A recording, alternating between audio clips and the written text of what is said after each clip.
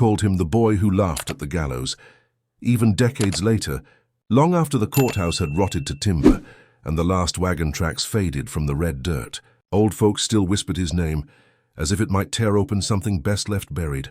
Matthew Harlan, the youngest man ever hanged in the county of Augusta, Virginia. 19 years old, with a look on his face that made even the most hardened men shift uneasily in their boots. The execution took place on a fog-heavy morning in November 1888. Dawn crept slow and colorless over Coldwater, the small farming town that had learned too well the weight of silence. The streets were bare mud. The air smelled of wet hay and wood smoke. And hovering above it all was the gallows, a rough wooden frame that the sheriff's men had built overnight behind the courthouse. By sunrise, the whole town had gathered. Farmers, wives clutching shawls against the chill, children balanced on barrels to get a better view. The courthouse bell struck 6, and each toll seemed to echo deeper into the crowd's lungs. The sound wasn't of mourning, it was of expectation. Coldwater had come to see evil end. Then the door opened. 2 deputies led Matthew out, his hands bound in front of him, his clothes still the same faded prison grey he had worn through the trial. He wasn't tall, hardly more than a boy in build, with too pale skin and a strand of blonde hair forever falling into his eyes. But there was something wrong about the way he moved, too calm, too measured, as if walking through rain rather than toward death. Sheriff Amos Dillard followed behind, the weight of the town on his shoulders. He'd been sheriff for 17 years, seen 5 hangings before this one, and never felt what he felt then. That strange, crawling unease you can't quite name. He had told his wife that morning that there was something about the Harlan boy that made him doubt justice. Not because the boy was innocent, there was proof enough that he wasn't, but because he seemed to welcome the end, almost eager for it. When Matthew stepped onto the platform, a hush rippled across the square. Even the horses stilled. He looked out over the sea of faces, men he'd once known, women who'd once smiled at his mother in church, and for a moment his expression softened, almost human. But then, from somewhere deep within, that faint smirk surfaced again. He turned his head slightly toward the crowd, as if greeting them. A farmer spat into the mud. A woman crossed herself. The hangman adjusted the rope, the coarse fibers brushing against Matthew's neck. Sheriff Dillard unfolded his Bible. The first verse trembled out, barely riding over the fog. Though I walk through the valley of the shadow of death, somewhere near the back. A child whimpered. When Dillard finished, the hangman waited for Matthew to speak his final words. None came. He only drew a slow breath, and then, to the horror of every man and woman watching, his mouth twitched upward again. A grin. Not of madness, not of fear, but something quieter, almost mocking. Then the trapdoor dropped. Wood cracked, rope snapped taut, and somewhere between the final breath and silence came a sound. A sound so faint that half the crowd doubted they'd heard it right. A laugh. Not a full laugh, but a brief whispered chuckle carried on the cold morning air. People swore for years afterward that they'd heard it. Sheriff Dillard said he didn't know. But the hangman, a superstitious man by all accounts, refused to work again. His hands had trembled so violently that they said he went home, poured a bottle of rye, and burned his uniform in his yard before sunrise. The boy's body hung for 2 hours before being cut down. His mother had been gone for years, so no kin came to claim him. He was buried on the edge of town, under a crooked oak where no graves were marked. But as the town's gossip spread faster than the smoke from the morning fires, one truth sank like a stone. Coldwater would never forget that sound, because that laugh meant more than mockery. It was defiance, a kind that didn't belong to a 19-year-old boy unless something inside him had long since rotted. Days turned into weeks, and life in Coldwater stumbled back toward normal. But every sunset, when the light slipped over the hills and the air cooled into that same ghostly stillness, folks claimed they could feel it, a whisper in the wind, faint but lingering, like the edge of laughter buried in the distance. They started locking their doors earlier. Some swore they saw him, a shadow near the courthouse steps or a figure by the oak down near the river bend. Sheriff Dillard told them it was nerves, nothing more. But even he wasn't so sure. To understand Matthew Harlan's death, one had to understand his life, though few cared to. Born on the outskirts of town near the stone hills of Clover Ridge, Matthew had grown up half wild. The Harlands were poor, dirt poor, as most quarry families were. His father, Elias, worked down in the pit, splitting limestone by hand, while his mother, Clara, took in sewing from town. Matthew was their only child, a quiet thing at first, always watching, rarely speaking. Neighbors said he had a way of listening that made people uneasy, eyes too sharp, too long-held. One farmer's wife once said she felt him staring from across a fence and couldn't shake the feeling for days. But what troubled folks more was how little he seemed to feel. When his father died in a quarry fall, Matthew stood by the casket without shedding a tear. He just stared, lips pressed tight, while his mother wept herself senseless beside him. After that, something in him shifted. He stopped going to school, stopped talking much to anyone, though sometimes he'd wander into Coldwater and linger near the blacksmith's forge or the mercantile porch, listening to men talk politics or war, as though trying to learn how to mimic normal life. The town didn't pay him much mind. Every place has its strange children. But the day came when they could no longer pretend he was just quiet. Not after the Wilson boy went missing. That was 6 years before the hanging. And though no one could prove what happened back then, deep down everyone in Coldwater had their own answer. In the courtroom during his trial, the prosecutor told the jury that Matthew Harlan's crimes were not of passion, but calculation, that his eyes, those same pale eyes, were devoid of mercy. But Dillard, who had known him since he was a boy, running barefoot through the quarry dust, saw something else entirely. Not evil, not exactly. Emptiness, the kind that grows slowly like rot under clean wood.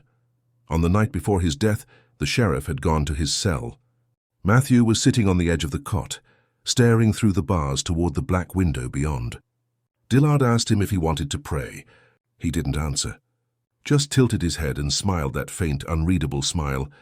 "Do you understand what's going to happen tomorrow?" the sheriff had asked. Matthew's response came quietly. "I reckon they're going to take me up there and hang me," he said. "That right?"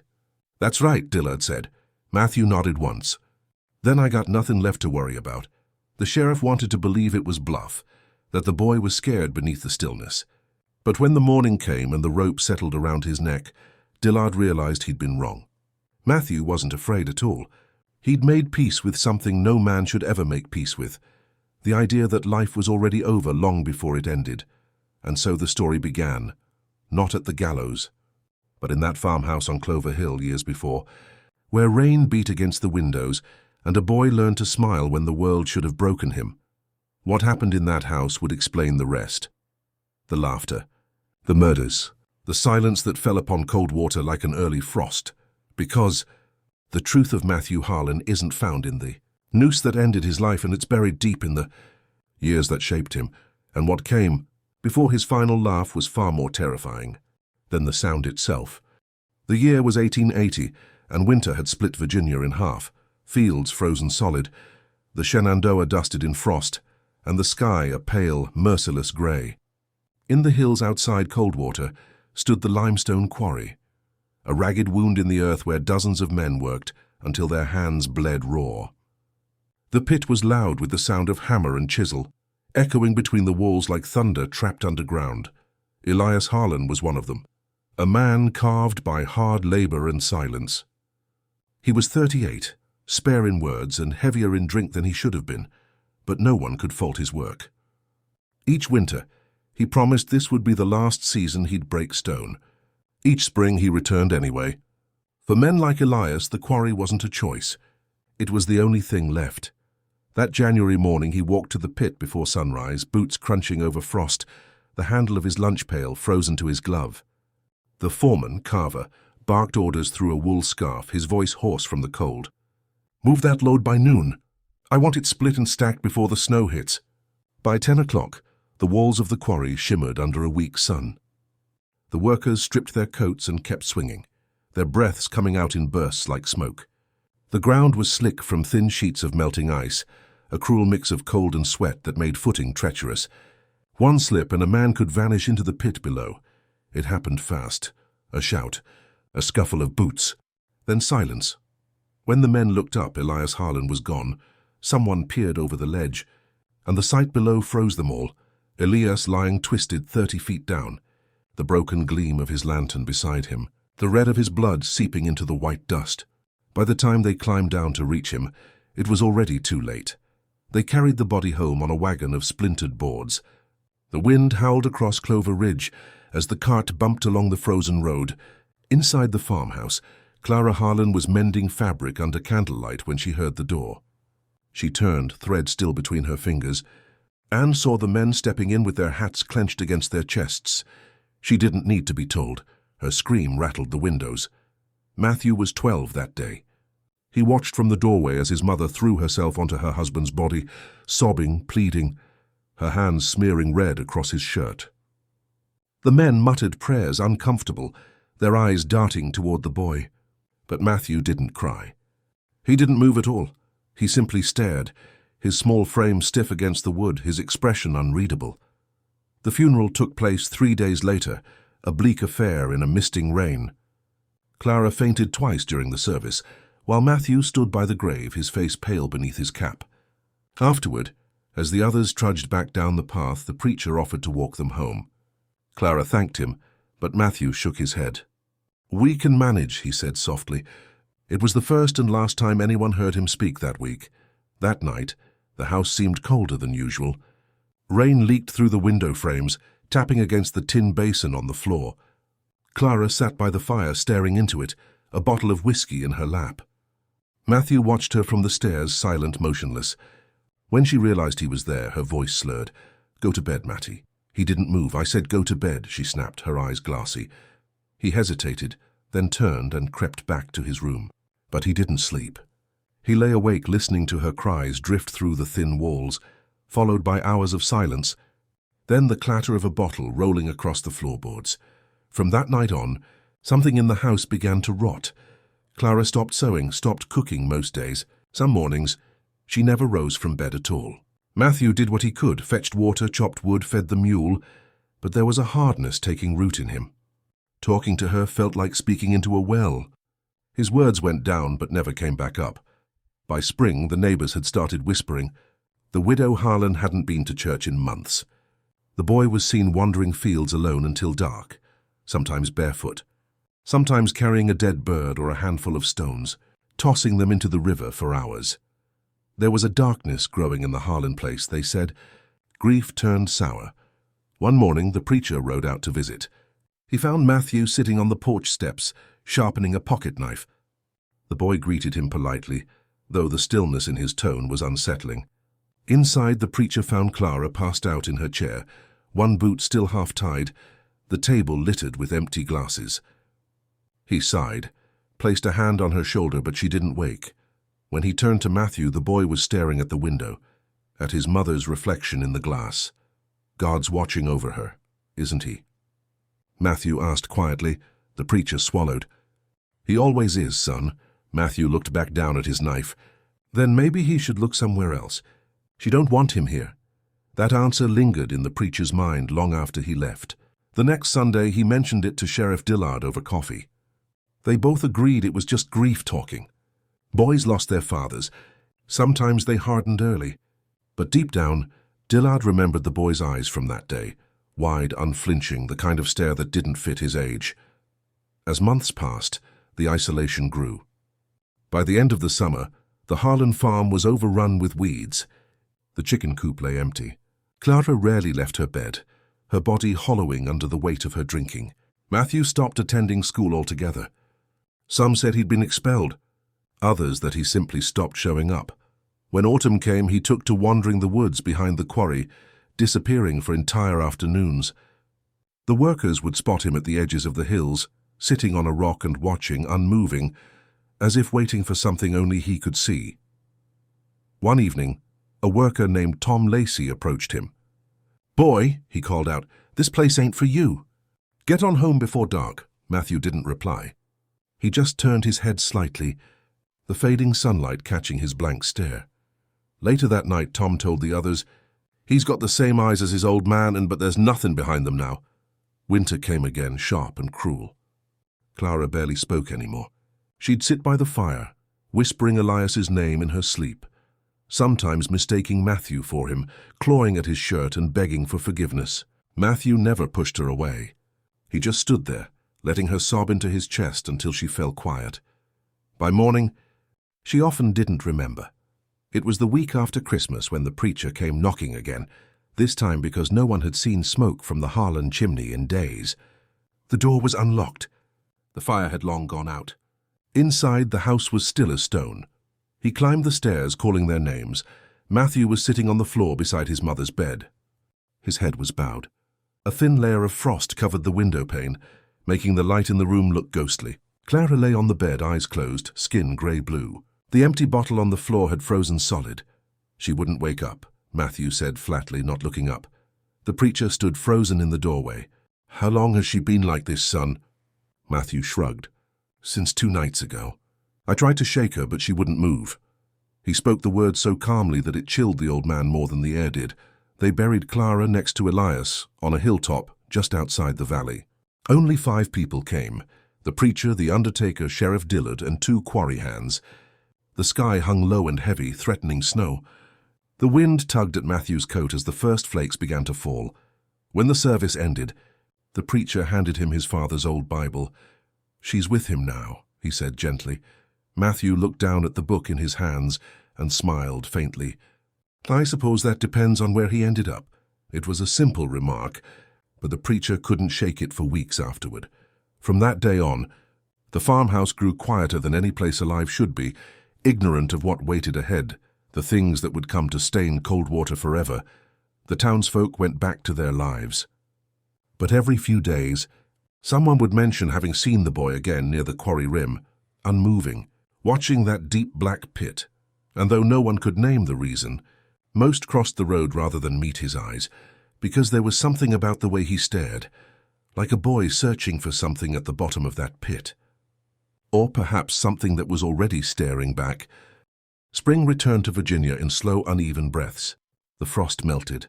The fields softened again, and the smell of damp hay drifted through Coldwater's narrow streets. But out on Clover Hill, where the Harlan farmhouse leaned crooked against the wind, the seasons had stopped turning long ago. The house seemed to sag under its own memories, shutters hanging loose, roof patched with rusted tin, the chimney coughing only cold air. After Clara's death, Matthew lived entirely alone. He was 13 now, though small for his age, quiet as a shadow. He spoke so seldom that some in town joked he'd gone mute, while others swore he could still be heard muttering to himself at night near the riverbank. Sheriff Dillard found him there once, sitting on the edge of the water, tossing rocks in rhythm, exact, deliberate rhythm, each landing with the same dull splash. "You all right there, boy?" the sheriff had asked, voice soft, half wary. Matthew didn't answer at first. Then, after a long pause, he looked up. "She drowned," he said. The sheriff frowned. "Who drowned?" "My ma," Matthew said plainly. "She drowned before she died." Dillard wanted to explain that wasn't how drowning worked, that she'd died from cold and liquor, not water. But looking into those flat blue eyes, he didn't. Whatever the boy meant, it wasn't about the river. The sheriff left him there that day, though the image would never leave him. By that summer, the farm had fallen into complete ruin. Chickens dead, garden overtaken by weeds, animals wandering loose. The preacher sent neighbors to check on the boy, but he'd always seen them coming. He'd vanish into the woods behind the quarry until they left. One of them, Mrs. Heller, swore she heard him laughing from the trees as she called his name. Not a bright, childish laugh, but short, hollow, private, as if at some cruel joke only he understood. That laugh would come to mean something years later. For now, the town let him be, not out of kindness, but unease.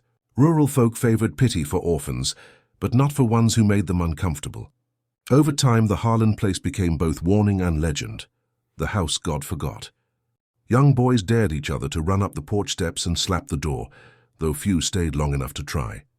One afternoon in May, 2 of them, Thomas Reed and Samuel Clark, claimed they'd seen him. They'd gone over the hill hunting squirrels and spotted movement near the barn. There was Matthew, barefoot and filthy, standing ankle-deep in mud, hammering nails into something inside a wooden crate. When they called out, he ignored them. When they got closer, he finally turned his head, slow, steady, and they saw his hands slick with blood. The boys ran all the way back to town. When Sheriff Dillard investigated that evening, he found the crate empty. No carcass, no blood, no sign of anything dead. Just the hammer lying in the dirt and faint tracks leading toward the woods. He questioned Matthew about it a few days later, but the boy barely blinked. "Was fixing the pen," he said. "Didn't finish." Dillard left uneasy. That summer, trouble started following wherever the boy went. First came the Tanner family's missing dog. Then the chickens behind Mrs. Boyle's store, found torn but not eaten. Nobody saw who did it, but those who'd once defended young Matthew grew quieter with each rumor. By the time he turned 15, he looked more like a drifter than a boy. His clothes hung loose, his cheeks hollow. If anyone tried to talk to him, his eyes would give that same faint flicker. Not fear, not guilt, but irritation, like he'd been interrupted mid-thought. Most would mumble an excuse and walk away. Then came the night of the fire. It was late October, the air thick with smoke from farmers burning stubble before frost. The flames that licked the sky over Clover Hill that night, though, were not for clearing fields. The old Harlan barn was burning, a blaze so violent it could be seen from town. Sheriff Dillard and half his men rode up the ridge, only to find the structure already reduced to timber and ash.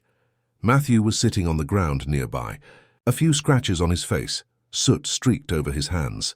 He didn't look frightened. He looked fascinated.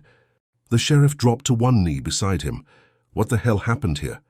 Matthew tilted his head toward the smoldering wreckage. "Caught fire." Dillard bit back an oath. "Was anyone inside?" The boy shook his head slowly. "Not this time." The sheriff stared at him.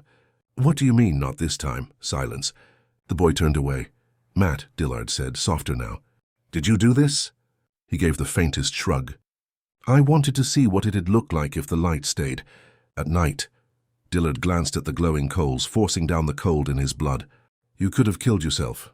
"Didn't," Matthew said simply. "The sheriff didn't arrest him. There was no law broken, if only property burned, and no proof beyond that cryptic remark." But afterward, Dillard couldn't shake the image of the boy staring into the fire, watching his barn dissolve with the patience of someone studying a lesson. The fire spread another way, through gossip. By winter, anyone speaking Matthew's name did so in whisper. Some called him cursed, others touched. Churchgoers urged the preacher to do something, though no one could name exactly what should be done. Then, in early February of 1884, a tragedy reignited the fear. Jacob Wilson, age 9, vanished from behind the general store one Sunday after service. His parents searched the town until midnight, lanterns swinging through the streets while snow fell in steady, drenching sheets.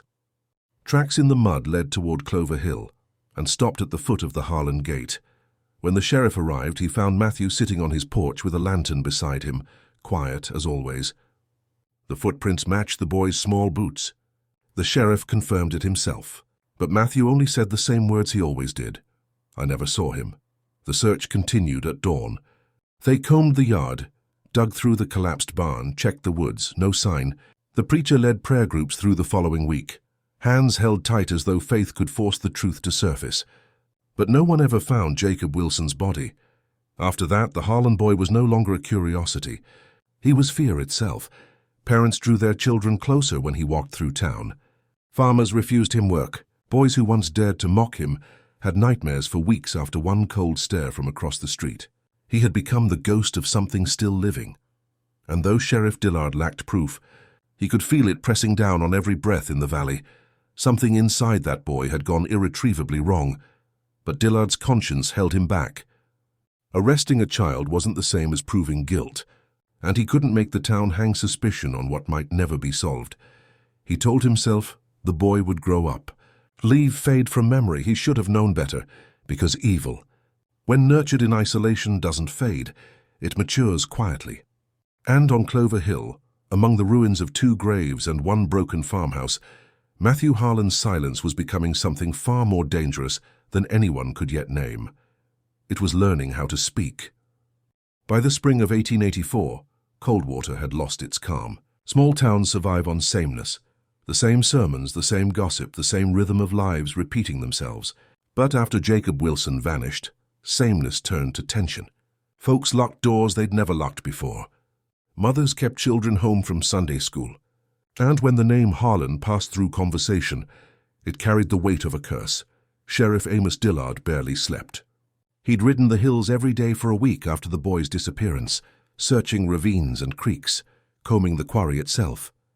There was no trace, not a scrap of clothing. Not a footprint, but Matthew's. He questioned the neighbors, pressed the boy again and again, but Matthew's expression never changed.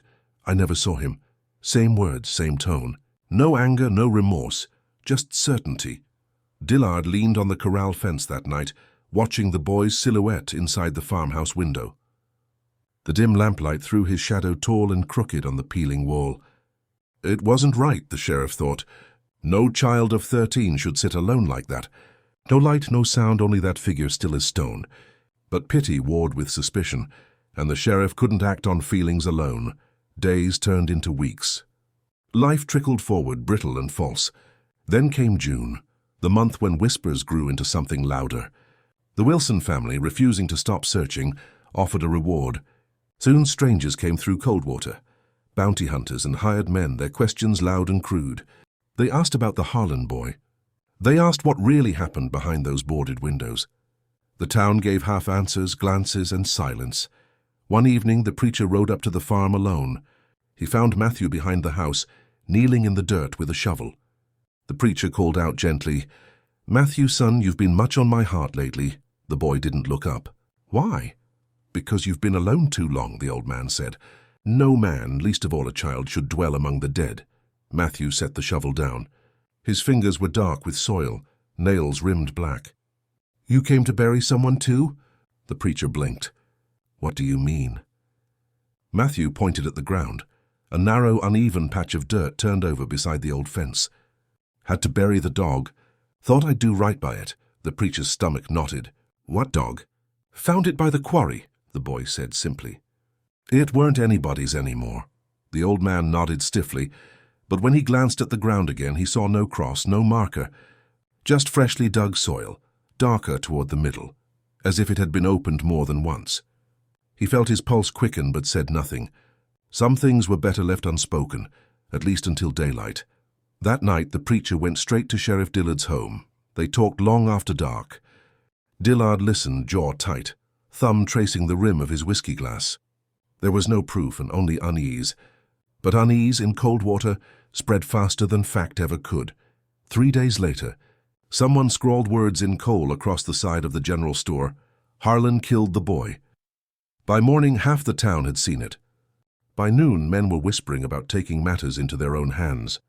Dillard rode out to Clover Hill before any of them could.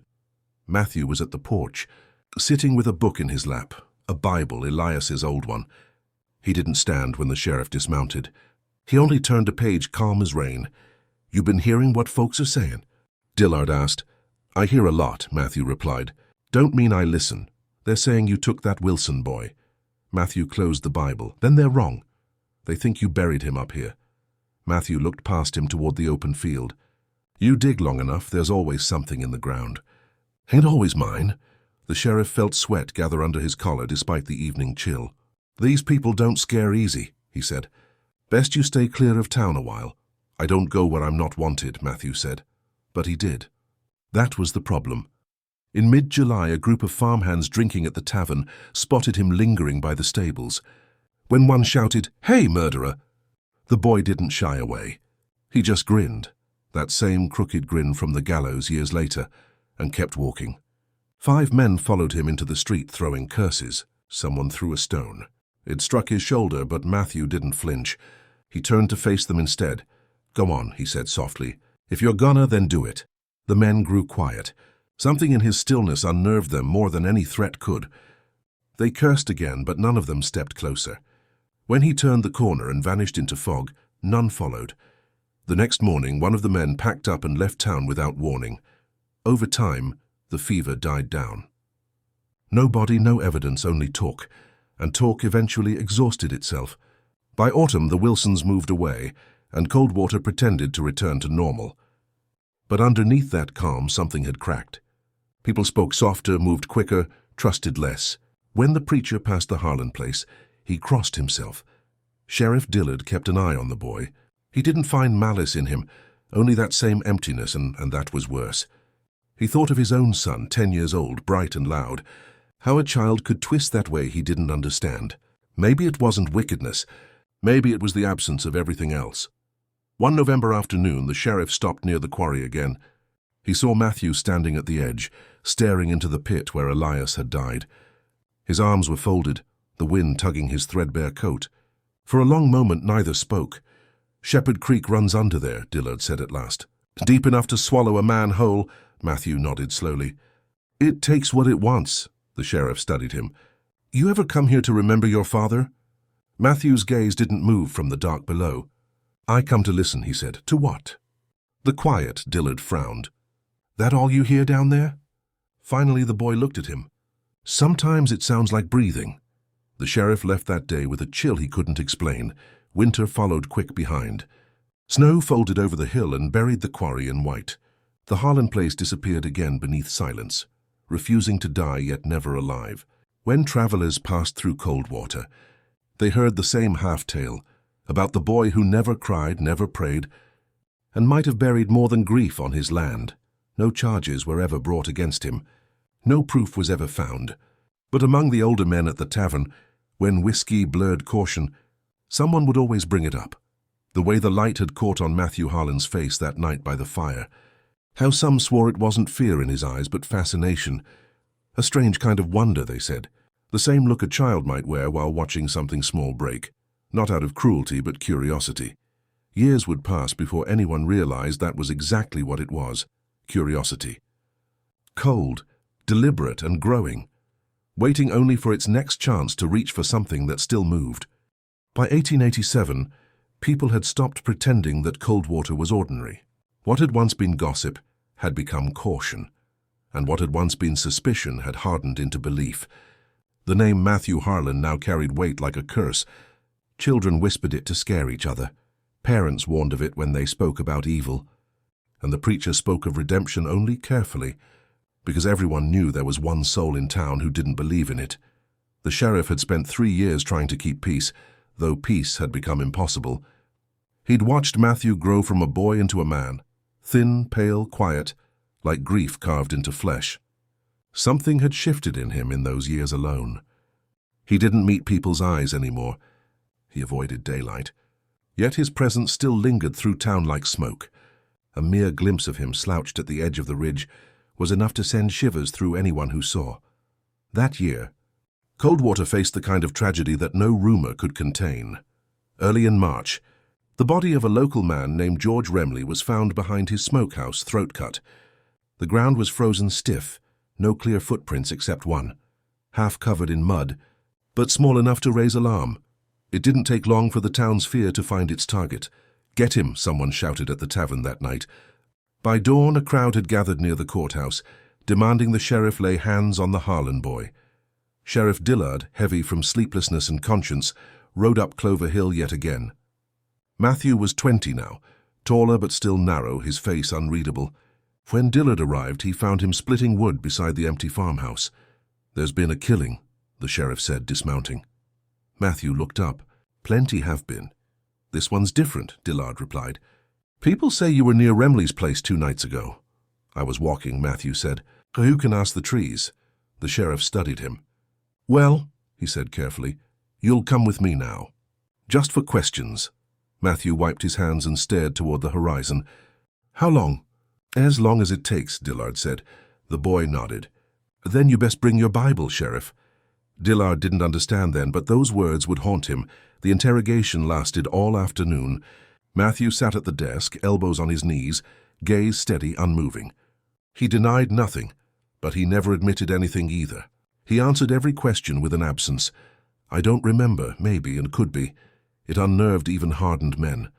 When asked about Remley, he said, "He came up the hill once. Said my land looked dead. Told me I should burn it down. And did you?" The sheriff pressed. Matthew looked at him, that faint trace of a smile flickering again. "He was right about the land." Dillard swallowed. "That's not an answer. I gave him one then, but he didn't listen. That remark sealed it. The judge ordered trial within a week. Coldwater had waited too long for justice. The courtroom filled to bursting, bodies pressed shoulder to shoulder, air thick with the smell of sweat and fear.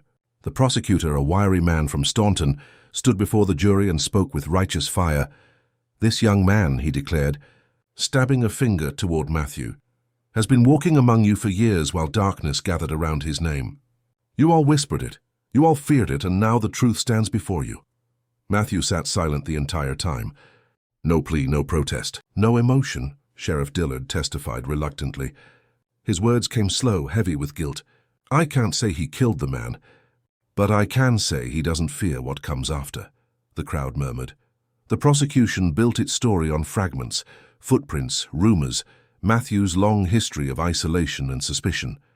The defense had nothing to offer but silence. In Coldwater, sometimes silence was confession enough.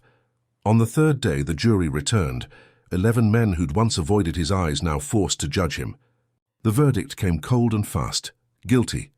When the sentence was read, death by hanging, Matthew blinked once. Then quietly he said, "I wondered how long it'd take." Gasps rippled through the crowd. From that moment on, he was no longer Matthew Harlan, the boy alone on the hill. He was the murderer, the ghost that finally had a face. The jail was small, 2 rooms and stone thick enough to hold storms.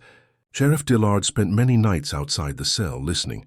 Sometimes Matthew spoke softly to himself, though never in words Dillard understood. Once he claimed to be counting. Counting what? The sheriff asked once through the bars. "The people," said Matthew, "in town, and the dark." The sheriff slept little that week. When the preacher visited, he offered prayer. Matthew listened politely, nodding but never closing his eyes. When told to repent, he said, "I don't think he's watching." Maybe he stopped. The preacher left shaken. The gallows were built on the courthouse square. Men came from miles to see it rise. The end of Coldwater's curse, they said. The carpenter drove each nail while folks watched, whispering that the boy's laugh would die with him. But none of them truly believed it. Sheriff Dillard wrote in his log, "Harlan shows no reaction, requests no meal, sleeps without sound, makes me uneasy." On the eve of his hanging, rain rolled in steady and cold.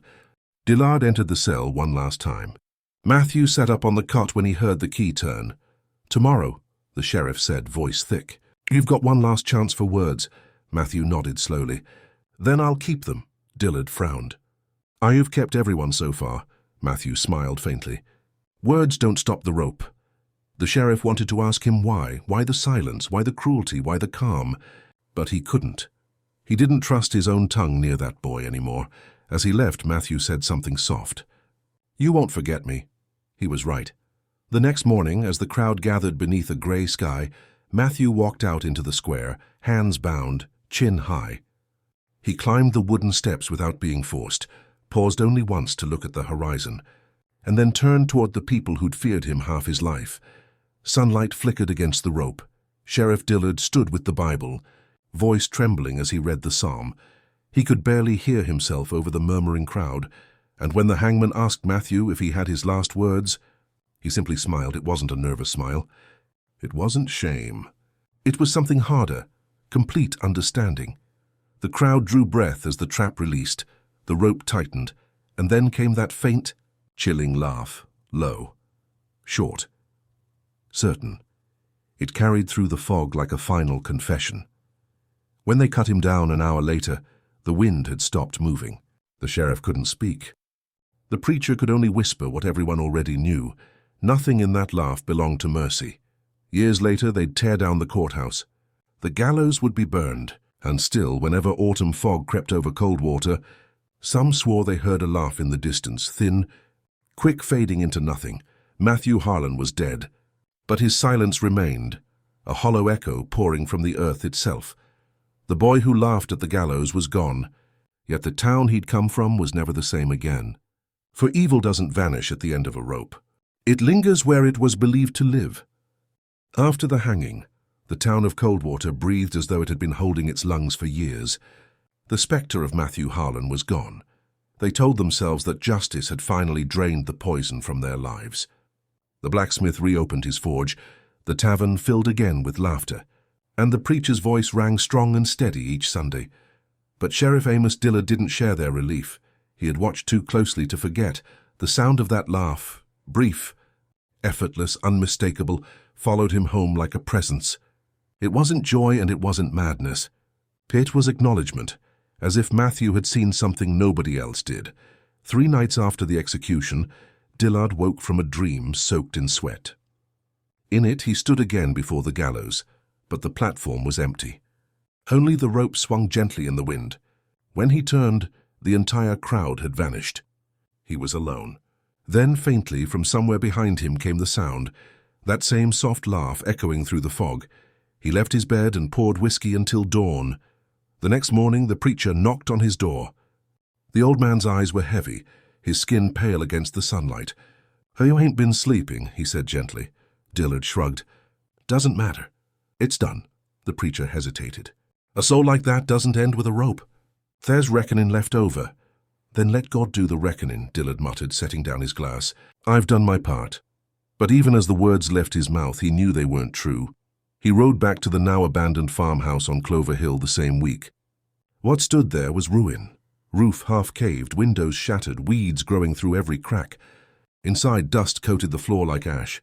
Matthew's cot remained against the wall, the Bible still open on it as though waiting to be read. Dillard reached for it reluctantly, fingers trembling over the cover.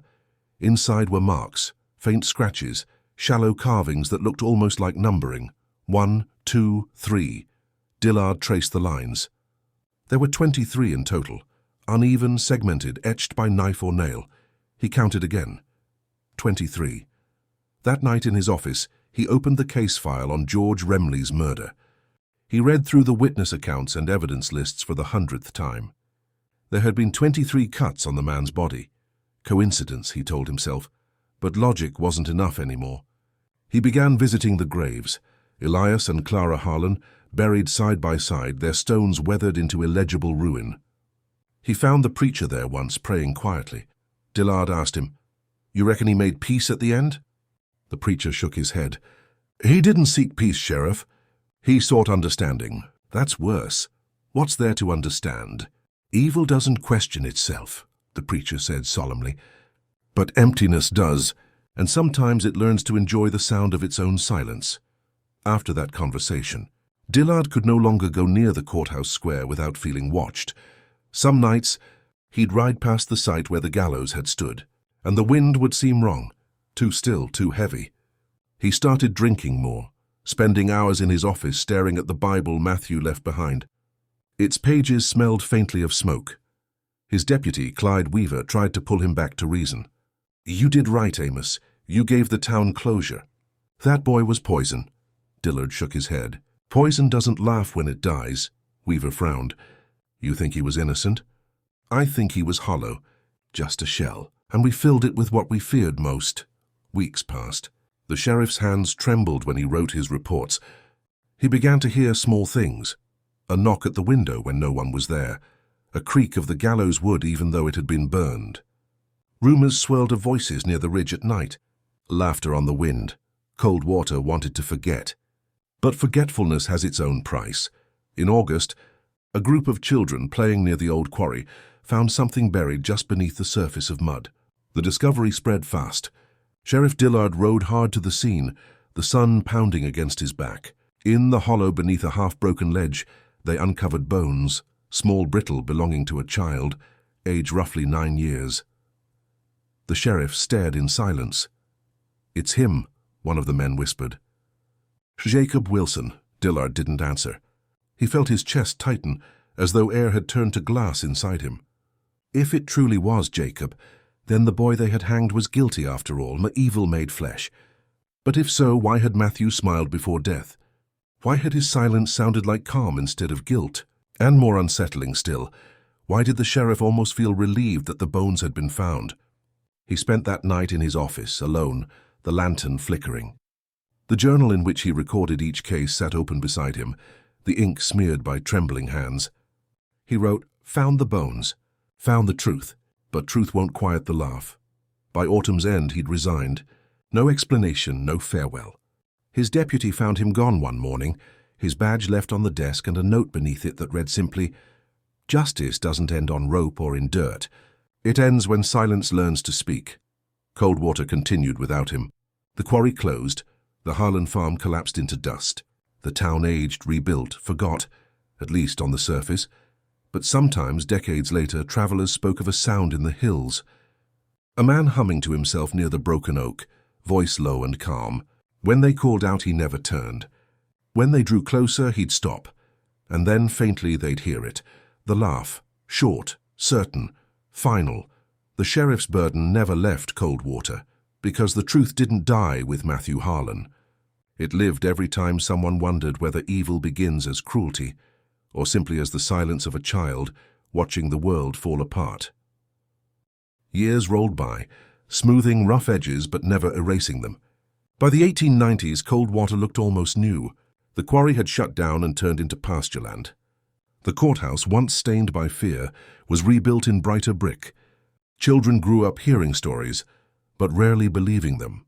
And yet, beneath the calm surface, memory still breathed, buried but alive. Old folks still remembered that November morning in 1888. They remembered the hush, the rope, the laugh. They didn't speak of it often, but when the fog rolled thick over the hills, their silence said enough. The Harlan farmhouse eventually collapsed under time and weather. Boards sank, vines strangled the foundation, and by 1892 the land had been left to the wind. Shepherds claimed the place was haunted not by spirits but by sound. A faint rustle, a breath that sometimes turned into quiet laughter. Rational men dismissed it, but rationality rarely kept people from standing a little closer to the fire at night. By then, Coldwater had convinced itself it had changed. The preacher was younger now, less superstitious, more academic. He called the story of Matthew Harlan a tragedy of neglect, citing misfortune and isolation rather than evil. The townspeople nodded. It was easier that way. Easier to believe that cruelty only came from poverty, not from something darker inside them. The past became folklore. The laugh became cautionary tale, but the land didn't forget. One autumn evening, a railroad surveyor named Kenneth Becker arrived in town. He was there to chart a new line that would pass near Clover Hill. Becker had no patience for small-town superstition. He saw the world in numbers, distance, and direction. He hired 2 local boys to assist him, both barely 16. They joked about the Harlan place while setting up camp near the ridge. "Careful," one said with a grin. "You might hear the ghost," Becker laughed. "Out here there's no ghosts, just poor folks and bad luck." That night, fog crawled over the valley so thick that visibility dropped to less than 10 yards. Becker noted it in his journal. Unusual density, can't see the ridge twice in one look. Around midnight, he heard movement outside his tent, the rhythmic creak of wood. He assumed it was the boys gathering the gear, but when he stepped out, they weren't there. The lantern's glow barely reached the clearing, and in that dim circle of light he saw something. The shape of a half-rotted beam, swaying slightly. It looked like old lumber from a structure long gone. He walked closer. It was the frame of the gallows, old, splintered, half-buried in mud. Becker froze, breath caught somewhere between disbelief and fear. The air felt wrong, dense still, pressing from all sides. He turned back toward the camp, mouth dry, and that's when he heard it, faint, clipped, a sound too quick to be imagined. A laugh, short, certain. Familiar, though he had never heard it before. By morning, the 2 boys found him sitting by the tent with his survey book open, staring at the ridge. He never spoke of what he'd seen. But when he filed his report weeks later, he marked Clover Hill in his notes with one word: avoid. The railroad never came through Coldwater. Locals said Becker lost his nerve. Others said his maps vanished in a fire. But men still found excuses to steer around that ridge, no matter what progress promised. They called it the quiet turn, a stretch you didn't cross after dusk. Decades blended into one another. The quarry pit filled with rainwater and algae until it became a lake. Townspeople built houses closer to the main road, farther from the hill. Children grew up hearing half versions of the story. A boy who burned his father's farm, a young murderer who smirked at judgment, but none remembered the details. Coldwater had become what it wanted to be, a place without ghosts, without guilt. Yet every generation carried traces, small things no one ever noticed. Men caught themselves watching the horizon longer than necessary. Women woke from dreams of laughter, but didn't tell their husbands why. One winter, a deputy cleaning the archives found Sheriff Dillard's old journal wrapped in cloth. The pages were yellowed, the ink faded, but inside it was the line that ended his tenure. Justice doesn't end on rope or in dirt. It ends when silence learns to speak. The deputy brought it to the preacher, now an old man. The preacher read it twice without comment. Then he said, He wasn't talking about the boy. What then? The town, the preacher said slowly. It's what we all did. We killed him with silence before that rope ever touched his neck, and the deputy didn't argue. Because by then, Coldwater's quiet felt heavier than guilt. When storms rolled in from the mountains, thunder echoed strangely over Clover Hill. Locals said it sounded like laughter, though less hollow now, more tired.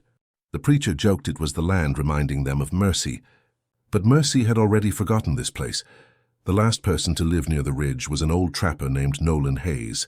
In 1910, he told a reporter from Richmond that he sometimes heard knocking from under the soil after heavy rain. He said it wasn't animals, too steady for that. They printed it as a ghost story, nothing more. He died that winter in his cabin, frozen near the fire.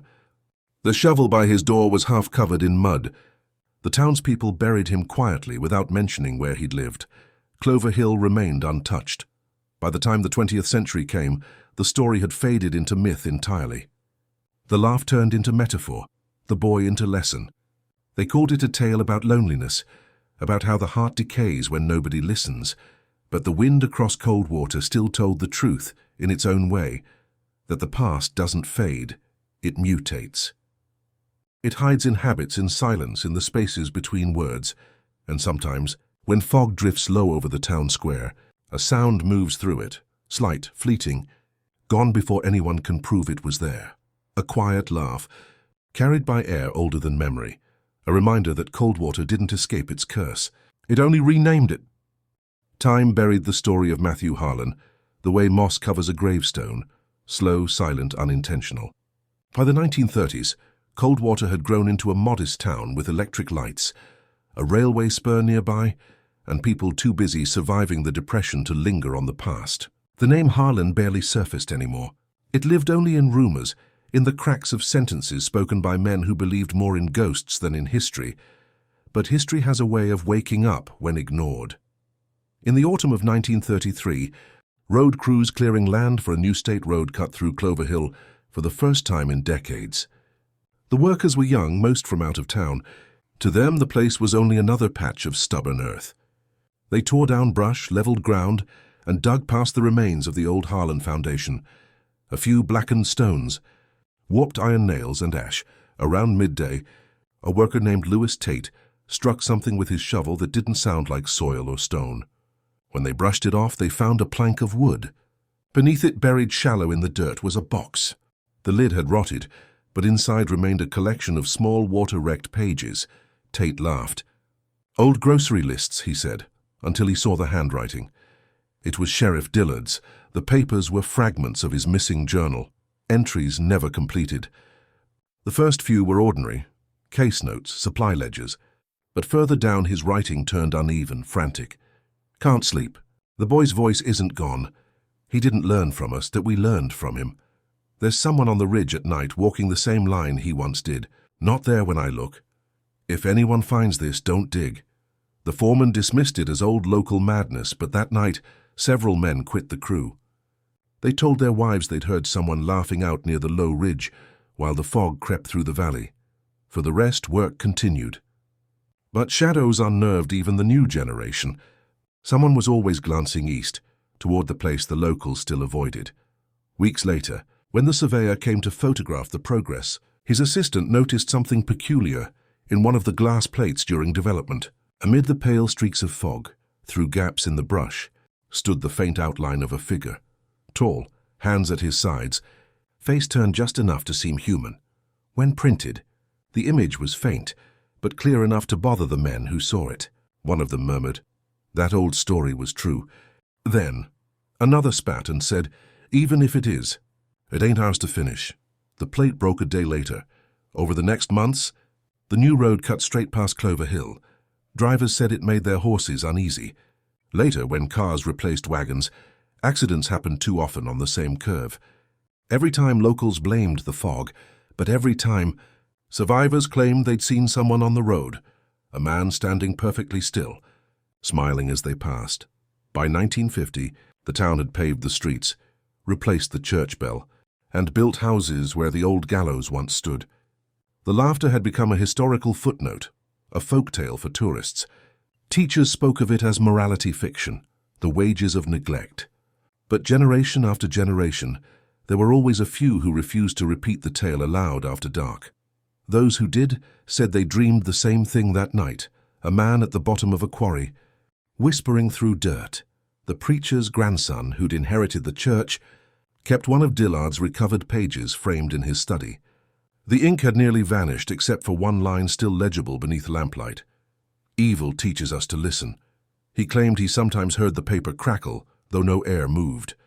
He never told his congregation why he prayed longer on rainy days. By century's end, Coldwater had grown into a commuting town, a place of quiet families and old foundations buried under pavement. Few remembered the murders, the trial, or the boy who laughed at the gallows. The quarry was gone, flooded into a lake deep and green, feeding from underground streams. Yet every now and then, fishermen on still mornings said they heard something rise from the water, a sound too human to be wind, too brief to be imagined. Some said it was bubbles from settling stone. Others stopped fishing altogether, and so the story lived on not in books or retellings, but in moments that refused explanation.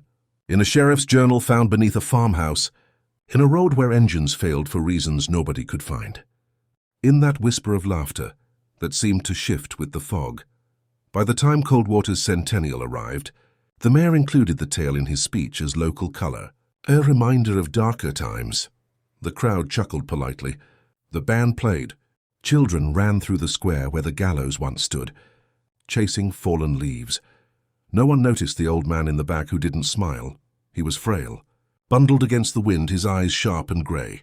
When a woman brushed past him, she thought she heard him speaking under his breath. Something almost like amusement, almost like pity. When the ceremony ended and the crowd dispersed, he remained a while longer. He looked around the square, then at the horizon where Clover Hill trembled under a sheet of rain. He laughed once, soft and certain, and started walking toward the edge of town. No one saw where he went. That night, thunder rolled over the valley, and the lights in Coldwater flickered once, as though the air itself had exhaled. No record mentions what happened next. Only that, for one evening afterward, the wind carried a rhythm the townsfolk couldn't name, a pattern of sound that echoed faint and fleeting, like someone chuckling just beyond hearing, and then it vanished again, into the same silence that began it all. The boy who laughed at the gallows was long gone, buried in time and memory, but the echo endured. A reminder carved into the marrow of a quiet town. Evil never laughs alone. It waits for someone to listen. Every family hides secrets, some so dark they should never see the light of day. Here, we open the doors to those shadowed pasts, uncovering hidden crimes, silent pacts, and stories that echo like ghosts through the halls of memory. If you've made it this far, it means you also carry that forbidden curiosity. So don't hesitate. Subscribe to the channel now, turn on the bell, and follow our next revelations. Because every day, new secrets emerge, and only those who dare to face the truth remain to hear them.